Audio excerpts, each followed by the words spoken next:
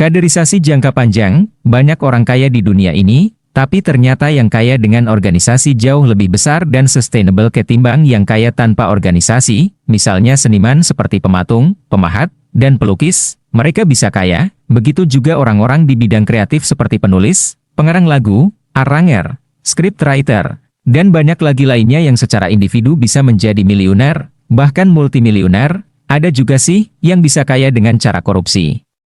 Memanfaatkan jabatan, atau jualan barang haram seperti narkoba, human trafficking, macam-macam itu juga bisa kaya. Namun, dengan organisasi dan dengan adanya sistem maka kemakmuran akan lebih awet kepemilikannya.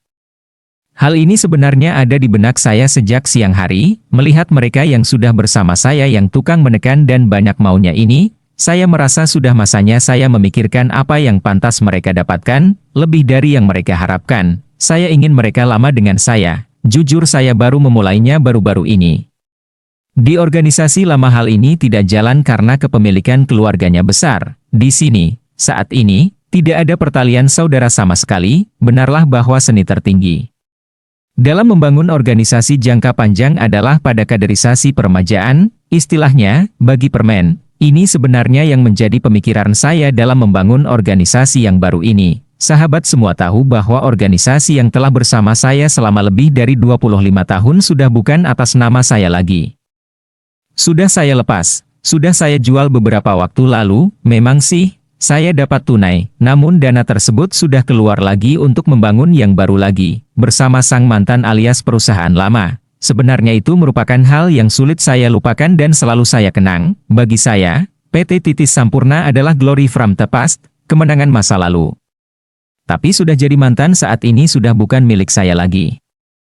Tulisan ini mungkin terbaca mellow banget, tapi saya yakin suatu hari sahabat pasti akan merasakan dan memahami tulisan ini. Sekarang waktunya kembali pada kenyataan, membangun kerajaan berikutnya, memang masih tahap infan karena perusahaan tertuanya saja baru berdiri 2009 dan menjadi holding saat ini, dan saya kepikiran agar bisa panjang, baik manajemennya maupun tingkat happiness factor dari SDM-nya, ketika akan membuat rencana jangka panjang untuk kesejahteraan dan KPI staf terus di atas maka, bagi permen, dan karir path harus tercipta sejak awal, karena saya selalu memberi nasihat berikut ini kepada para staf, selama perusahaan bisa menggapai impian kamu, bertahanlah di perusahaan itu.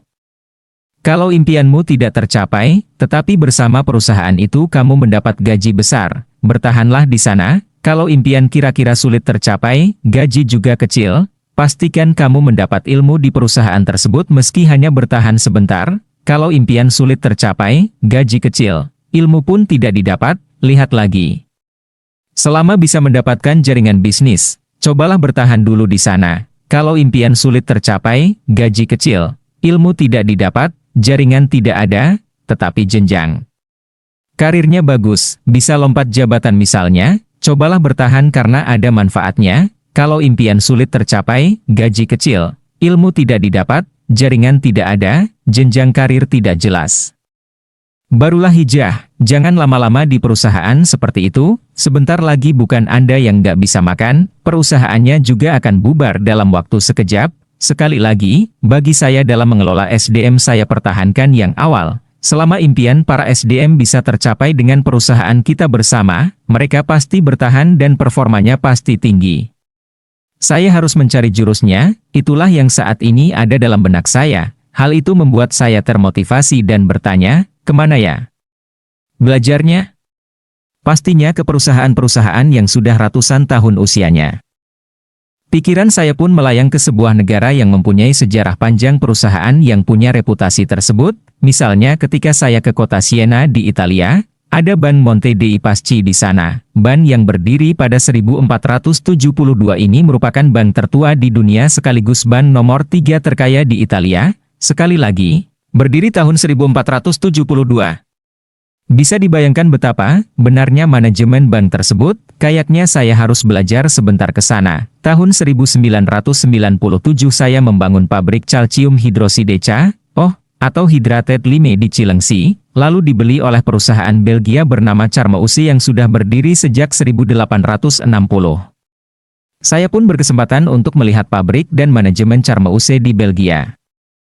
Kontan saya terkagum-kagum akan loyalitas karyawan-karyawannya. Apa perlu saya ke sana lagi untuk belajar, bagi permen? Atau, bagaimana kalau saya kembali belajar ke sahabat saya itu, keturunan ketiga keluarga samurai yang saya kenal ketika mereka membeli saham Calsindo Perkasa saya. Mereka adalah pemilik Yoshizawa Lime di Jepang yang berdiri pada 1863. Organisasinya sangat kuat dengan budaya Kaizen dan Bushido karena itu kedua orang tuanya turunan langsung baron, darah samurai. Intinya, saya berapi-api sekarang walau fisik saya lelah. SDM pasti akan bertahan dengan performa tinggi selama impian mereka tercapai dan sejalan dengan perusahaan.